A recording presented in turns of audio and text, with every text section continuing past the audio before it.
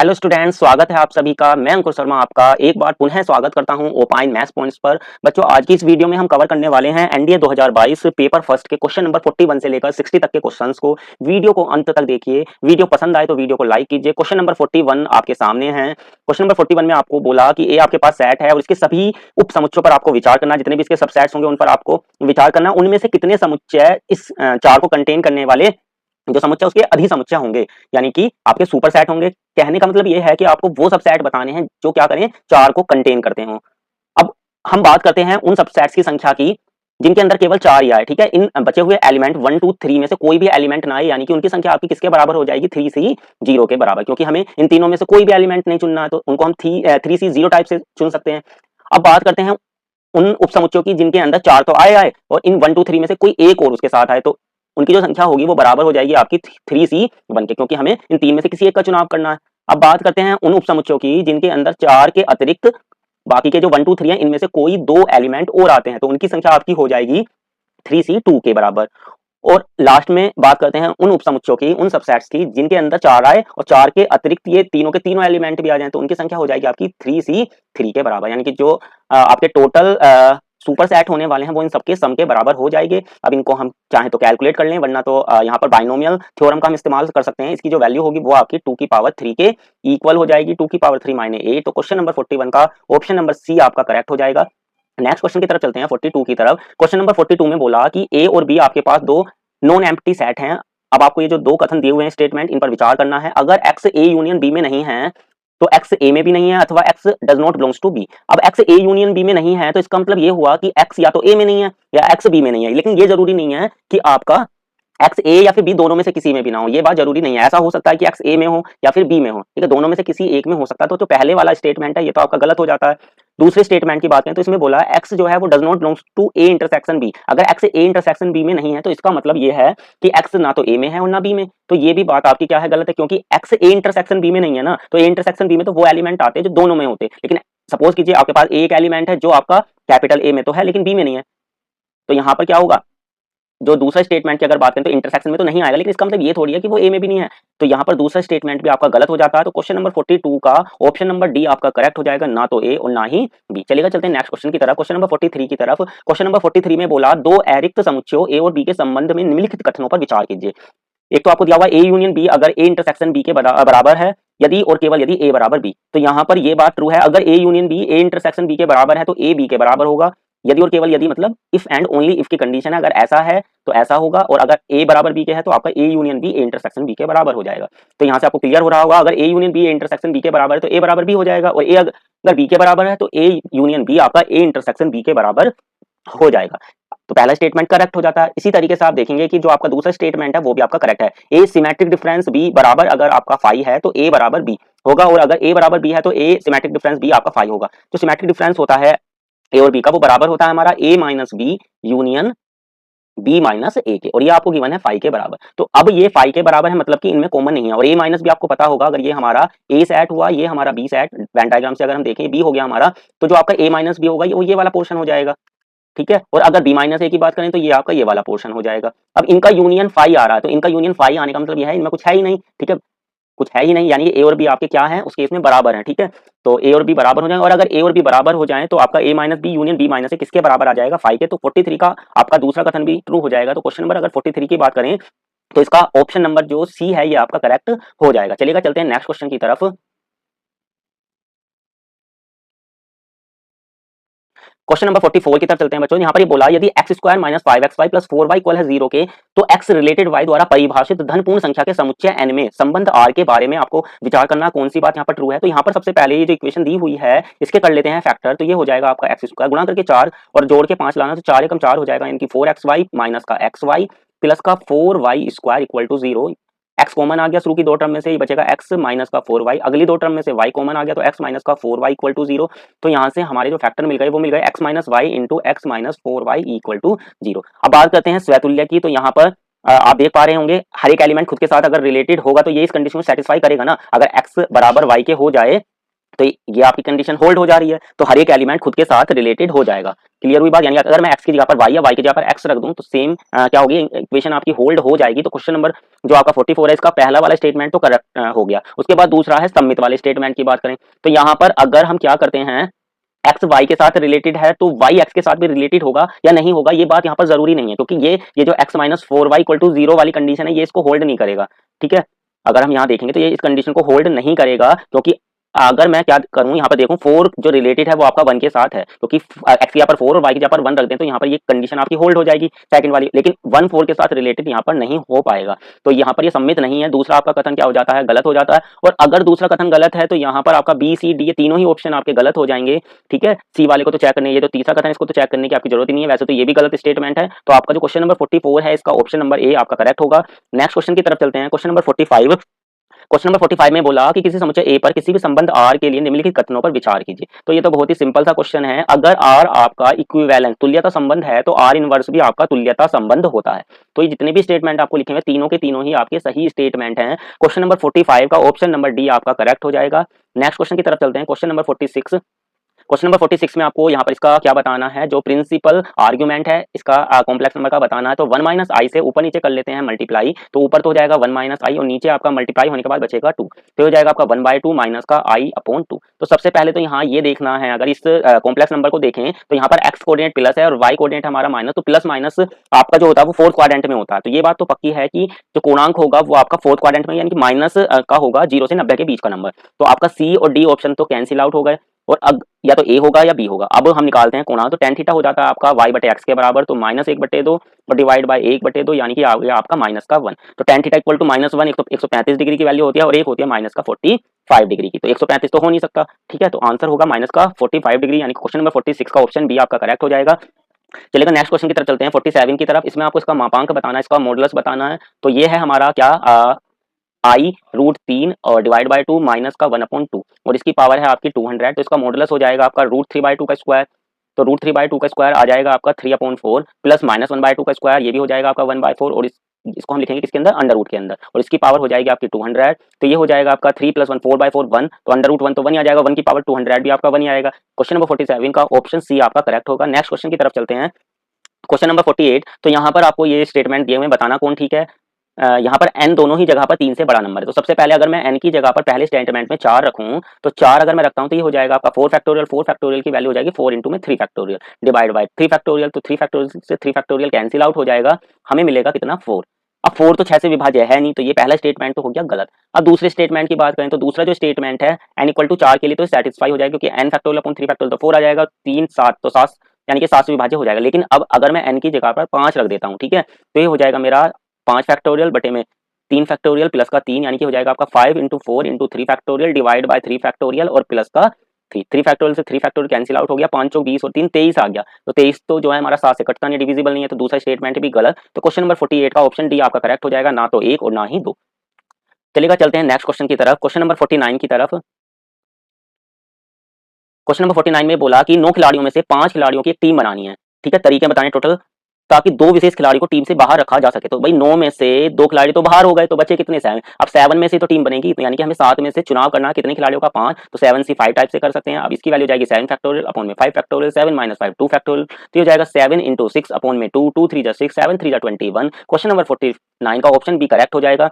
Next question की तरफ चलते हैं, क्वेश्चन नंबर 50 की तरफ। क्वेश्चन नंबर 50 में बोला x प्लस 1 अपॉन x की होल पावर है यहाँ पर 2n, तो इसका आपको अंत से पीछे से n प्लस 1 पद बताना है, कितना होगा जब यह x के अवरोही घातों में व्यवस्थित है। किस क्रम में लिखा हुआ है, अवरोही घातों में, घटते हुए पावर में। तो यहाँ पर सबसे पहले अगर हम देखें पावर है 2n, तो इसमें टोटल नंबर ऑफ टर्म्स हो जाएंगे आपकी 2n प्लस 1। और अगर हम बात करें मिडिल टर्म की, तो मिडिल टर्म आपकी हो जाएगी 2n प्लस 1 यानी कि n प्लस 1 वाली जो टर्म होगी वो इसकी मिडिल टर्म हो जाएगी। तो मिडिल टर्म अगर देखें तो यहाँ पर आपका वैसे तो क्लियर है, जो मिडिल टर्म होगी उसमें x वाला तो पद आएगा नहीं, x तो आना ही नहीं है। ठीक है, क्लियर हो रही है ना ये बात, तो क्योंकि x है और एक 1/x है, तो पावर सेम रहेंगी ना दोनों की, तो इसमें x तो आना ही आना नहीं है, तो a और जो आपका बी ऑप्शन है वो तो कट जाते हैं। अब हम n प्लस 1 अगर निकालें, n प्लस 1 टर्म, तो ये हो जाएगी r प्लस 1 टर्म होती है हमारी NCR x की power n minus r into में a की पावर r। तो NCR r की जगह पर क्या रख देंगे हम, यहाँ पर r की जगह पर रखेंगे n, और यहाँ पर जो n है वो आपका 2n, तो ये हो जाएगा 2NCn, और ये तो आपका खत्म ही हो जाएगा, चाहे आप रख के देख सकते हैं। तो 2NCn इसका आंसर आएगा, ऑप्शन नंबर सी आपका करेक्ट हो जाएगा। क्वेश्चन नंबर 50 की अगर हम बात करें तो ऑप्शन सी करेक्ट होगा। नेक्स्ट क्वेश्चन की तरफ चलते हैं। क्वेश्चन नंबर 51, इसमें बोला यदि किसी समांतर श्रेणी के प्रथम 9 पदों का योगफल इसके प्रथम 11 पदों के योगफल के बराबर है, तो S9 आपका S11 के बराबर दिया हुआ है। अगर S9 S11 के बराबर है तो आपका भाई जो 10वां पद होगा और जो 11वां पद होगा इनका सम तो 0 आ जाएगा। तो 10वां पद हो गया a प्लस का 9d, 11वां पद हो गया a प्लस का 10d इक्वल हो जाएगा 0 के। तो 2a प्लस का 19d इक्वल हो जाएगा 0 के। अब हमें निकालना है यहाँ पर प्रथम 20 पदों का योग, तो ये हो जाएगा आपका 20/2, 2a प्लस का 20 माइनस 1 19d। अब इसकी वैल्यू हमारी 0, तो ये तो पूरा ही 0 हो जाएगा, 10 गुणा 0, यानी कि आपका आंसर आ जाएगा इस क्वेश्चन नंबर 51 का ऑप्शन नंबर डी करेक्ट 0। चलिएगा नेक्स्ट क्वेश्चन की तरफ चलते हैं। बच्चों वीडियो अगर पसंद आ रही हो तो वीडियो को लाइक कर दीजिए, चैनल से नए जुड़े हैं तो चैनल को सब्सक्राइब कर लीजिए। चलिएगा नेक्स्ट क्वेश्चन की तरफ चलते हैं।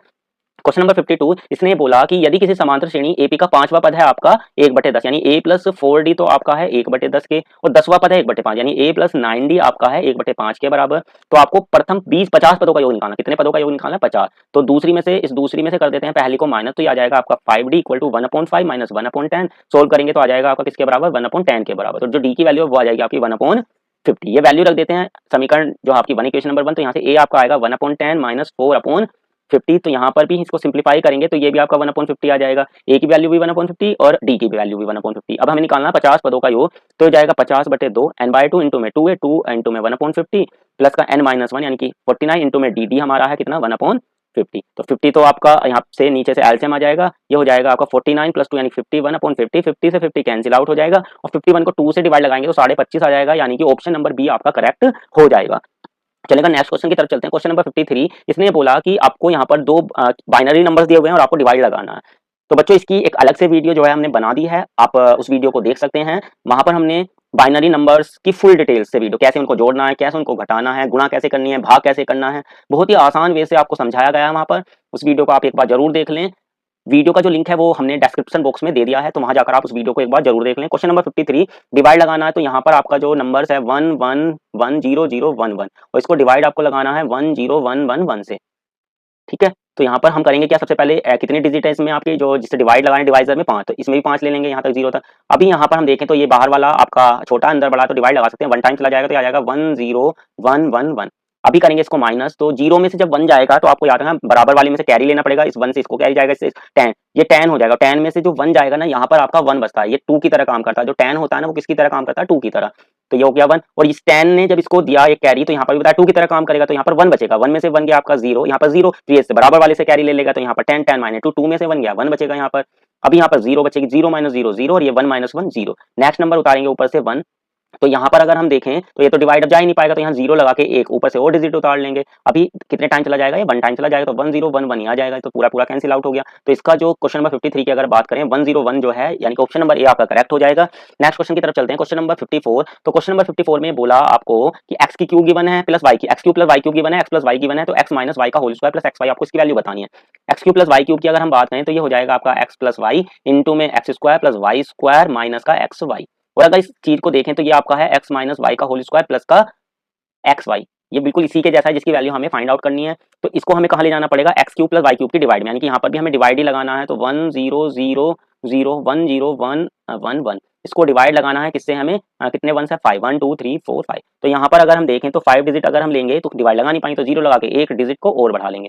अभी चला जाएगा ये 1 टाइम, तो ये आ जाएगा 1 1 1 1 1। अभी माइनस करेंगे, तो जब इसको हम माइनस करेंगे तो ये हो जाएगा हमारा 10, यानी कि 2 2 में से 1 गया 1, यहाँ फिर कैरी लेना पड़ेगा। यहाँ पर भी आपका कितना हो जाएगा? 10 10, यानी 2 2 में से 1 गया, यहाँ पर भी 1 बचेगा। कितना बच जाएगा? यहाँ पर भी आपका 1 बच जाएगा।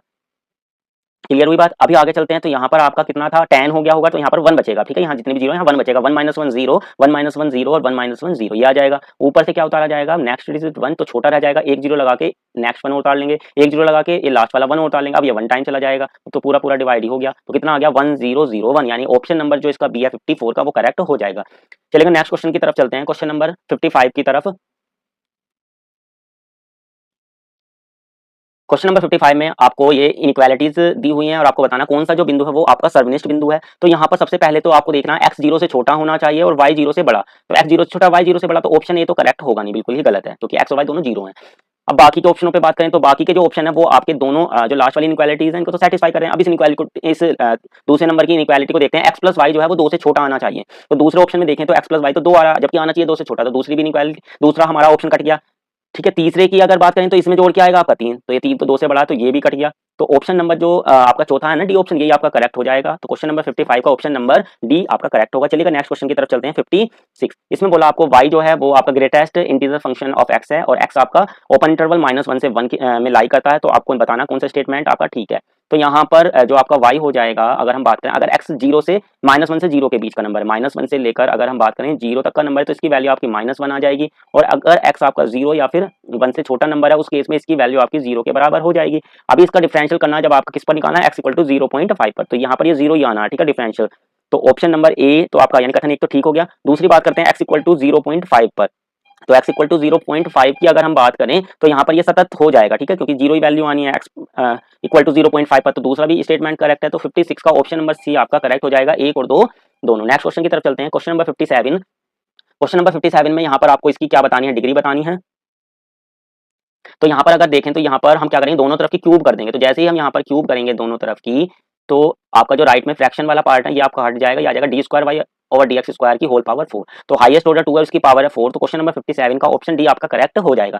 चलिएगा नेक्स्ट क्वेश्चन की तरफ चलते हैं, क्वेश्चन नंबर 58 की तरफ। क्वेश्चन नंबर 58 की अगर हम बात करें तो इसमें आपको बोला कि एक रेडियोधर्मी पदार्थ के क्षय होने की दर उस पदार्थ की विद्यमान मात्रा के समानुपाती है। यदि आधा पदार्थ 100 वर्षों में क्षय होता है तो आपको क्षय स्थिरांक बताना है। तो ये केमिस्ट्री में भी आपने पढ़ा होगा, रेडियो एक्टिविटी वाले चैप्टर में सीधा फॉर्मूला होता है लैम्डा = log E2 अपॉन में इसकी जो आपकी अर्धायु होती है उसे डिवाइड लगा देंगे तो ये हो जाएगा log 2 और डिवाइड बाय 100। तो क्वेश्चन नंबर 58 का ऑप्शन है आपका करेक्ट हो जाएगा।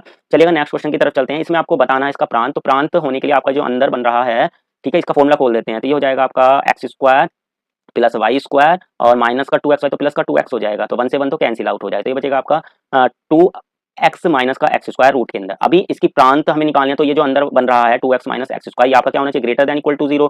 x कॉमन आ गया तो 2 minus x greater than equal to 0, या फिर यहाँ से हम लिख सकते हैं x minus 2 less than equal to आपका 0 होना चाहिए। तो जो बेबी कर्व है उसका इस्तेमाल करेंगे, 0 यहाँ कहीं होगा, 2 यहाँ कहीं होगा। तो यहाँ पर अगर देखें ये प्लस ये माइनस ये प्लस, यानी कि जो माइनस बनेगा वो 0 से 2 तक के इंटरवल में बनेगा, 0 भी हो सकता है, इसलिए यहाँ पर ये इंटरवल 0 2 पर क्लोज हो जाएगा। तो क्वेश्चन नंबर 59 की अगर बात करें ऑप्शन डी करेक्ट हो जाएगा। नेक्स्ट क्वेश्चन की तरफ चलते हैं, क्वेश्चन नंबर 60 की तरफ। इसने बोला कि परवलय y² = 4kx और इसके नाभिलंब द्वारा परिबद्ध क्षेत्र आपका 24 दिया हुआ है। तो आपको k की वैल्यू निकालनी, k आपका 0 से बड़ा है। तो यहाँ पर अगर हम देखें तो इसका ग्राफ जो होगा y² = 4kx का वो ये हो गया, नाभिलंब ये हो जाएगा, नाभि के कोऑर्डिनेट आपके हो गए k, 0 हो जाएंगे, ये हो गया आपका 0, 0। तो यहाँ पर अगर स्ट्रिप ड्रॉ करेंगे तो ये आपका किसको टच करेगा, ऊपर परवलय को। तो जो आपका एरिया हो जाएगा 2 इंटू इंटीग्रेशन 0 से k अंडर रूट में 4kx dx, और ये किसके बराबर दिया आपको, 24 के बराबर। तो 2 से तो 24 कट गया, 12 आ गया। अभी 4 का वर्गमूल 2 हो जाएगा और अंडर रूट में आपका k आ जाएगा। अभी अंडर रूट x यानी x की पावर 1/2, इसका आपका जो इंटीग्रेशन हो जाएगा वो हो जाएगा x की पावर 3/2 डिवाइड बाय 3/2, या फिर मल्टीप्लाई कर दो 2/3 से, इक्वल में चल रहा है आपका 12। तो 2 दूनी 4 और 4 तिया हो जाएगा 12, 3 उधर चला जाएगा। तो यहाँ से आपकी जो वैल्यू निकल के आएगी, अभी यहाँ पर अगर हम देखें लिमिट कितनी है हमारी, 0 से k है। तो ये हो जाएगा आपका k की पावर 1/2 इंटू में k की पावर 3/2 इक्वल टू में 9। तो यहाँ से आपका आ गया k की पावर 2 इक्वल टू में 9, यानी कि k की वैल्यू कितनी आ जाएगी 3। तो क्वेश्चन नंबर जो 60 है इसका ऑप्शन सी आपका करेक्ट हो जाएगा। उम्मीद करता हूँ बच्चों आपको वीडियो पसंद आई होगी। वीडियो पसंद आई हो तो वीडियो को लाइक कीजिए और चैनल को अभी तक सब्सक्राइब नहीं किया है तो चैनल को सब्सक्राइब कर लीजिए। मिलते हैं आपसे अपनी अगली वीडियो में। जय हिंद, जय भारत।